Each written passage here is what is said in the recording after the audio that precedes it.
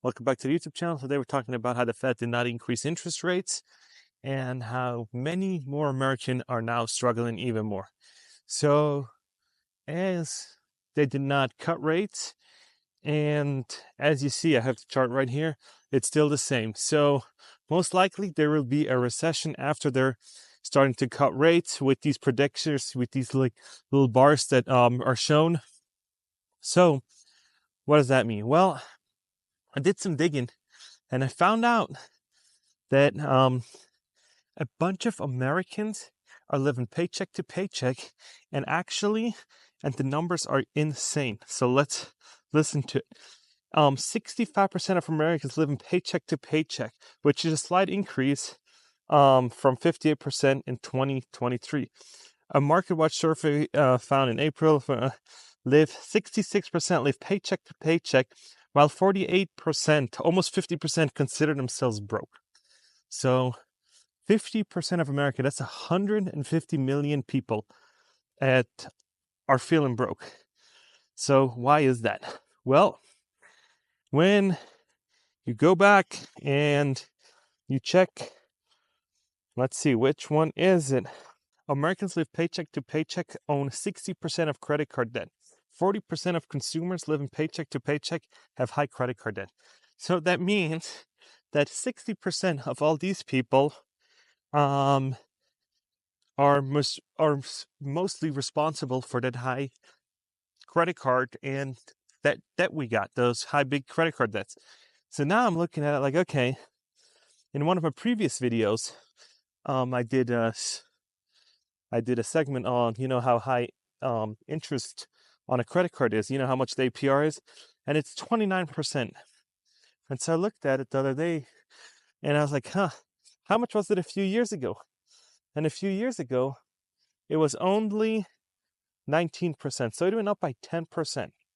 So what does that do? So I looked at it like, what does that increase do in funding? What do you get? Do you get points?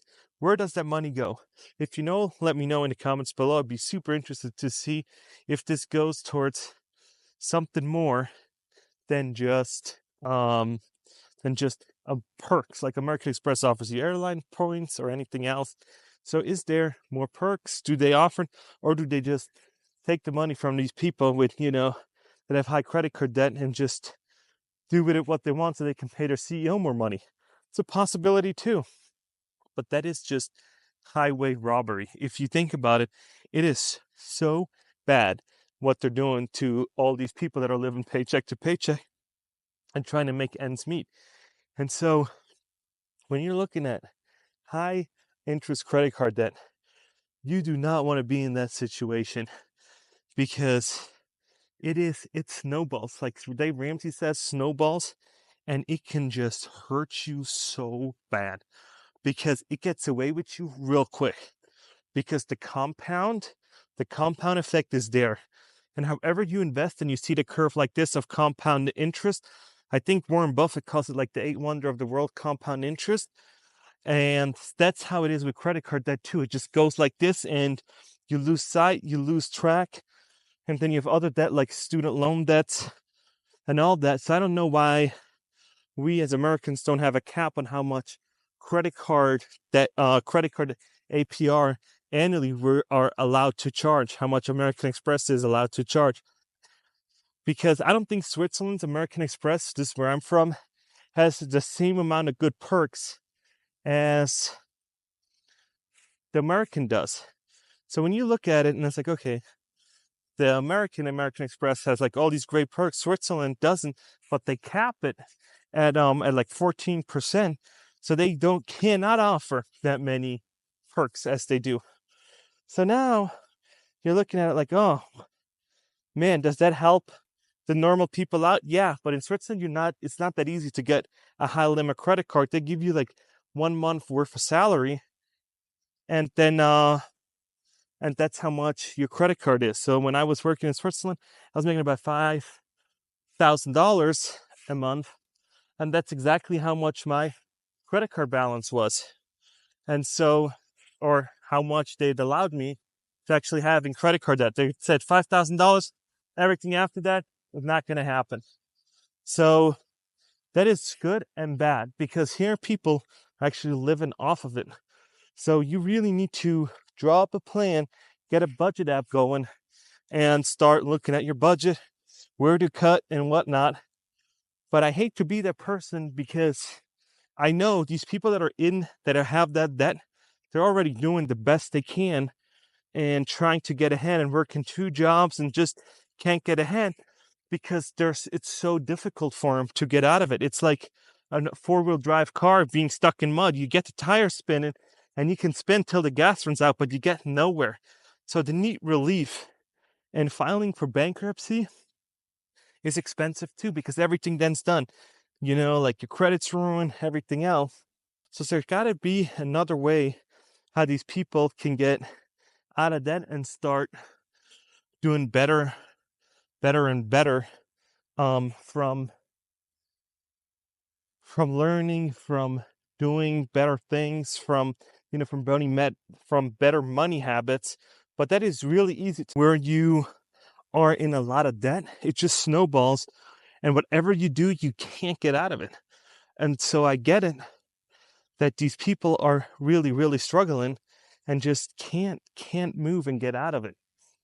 And so how do you tell these people, what do you offer them to get out of it? How come we as Americans can't help them out and teach them how to do better money habit management, right? Or something like that? Because when you go to college, they'll teach you stuff, but they don't really teach you that in school. They don't tell you the basic common things. And what I mean by that is just because you have a big balance, like when you go and sit at the approval office, when I first got my credit card at Bank of America, and they said, we'll approve you for this much money. They've never told me, they've never said like, hey, this is not money that you have. It's basically the bank's money. They're basically lending it to you. That's why it's called credit card and not debit card. So you don't own that money. That money is just there that they'll say, oh, that's how much you can charge. That's how much we're confident that you can pay back. So if you have $100,000 credit card limit, that does not mean that you can make $100,000 purchase and then just, I can't pay it back.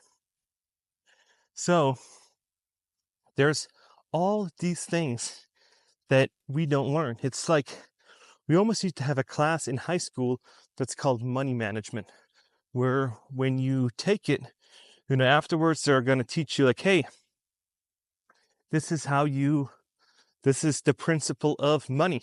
This is how it compounds. If you do these steps, you'll be good. But if you use too much of your credit line and you can't pay it back every month, it's starting to compound. And that's okay for 1 or 2 months. But if you're going to get into it 4, 5, 6 months, you're going to be in a lot of hurt. And so I don't want you to be there. So I don't want you to have these problems. And I think that's why Dave Ramsey keep talking about, oh, I don't use credit cards. Because I get it. Because the enticement is just there. You pull out your credit card and you just pay for it and you kind of set it and forget it. But he's talking about how it's like, okay, there's an emotional toll when you pay with $100 bill. I don't think necessarily that a bunch of people see it that way, but a bunch of people are, they're like, oh, I got to put a trip on a credit card. I do this. And then they try to pay it off or they save up for a year. It's easier to, let me say it this way, let me rephrase it.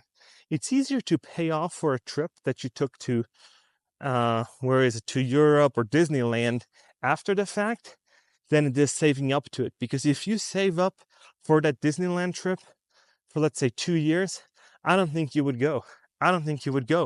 Because you saved so hard for that. And if you put the money, actually like hard money, like actually $100 bills into an envelope, and then, you wait 2 years to then go to Disneyland, I don't think you would go because it's going to hurt you so bad to spend the money that you were working on for so much. So if you're one of these people, let me know if you would do it. I probably wouldn't. I think Disneyland is way too overpriced, and you got to be smart with your money and try to invest it and trying to make more money from your money, because that's the only way how it can grow. But not even that's guaranteed, because me and Ali just invested, I think a year or so ago, into a hemp extraction company. And we've spent about $50,000 into a hemp company, and we were 3% owners of that company, and they were trying to get hemp to do for medical purposes. And the FDA got approved by Congress, but the FDA just didn't do anything. They were just saying, hey, just let it be. We're not going to pick it up. We're not going to do things, almost like the permitting thing in Las Vegas where they, yeah, we should vote on it, do something, but we're just not going to touch it. And so it kind of fizzled out. And it would have been a great opportunity for us to really, really take over the hemp side of things on the West Coast. So they had like a few $1 million worth of machinery, and it was going to be great. They had a bunch of investors lined up, and they couldn't get approval. So that really hurt them, and the business went out of money. So my $50,000 went, but hey, it could have went the other way, and I could have made me $200,000, $300,000, $400,000 from that. So it is what it is. When you invest, you're kind of willing to lose the money.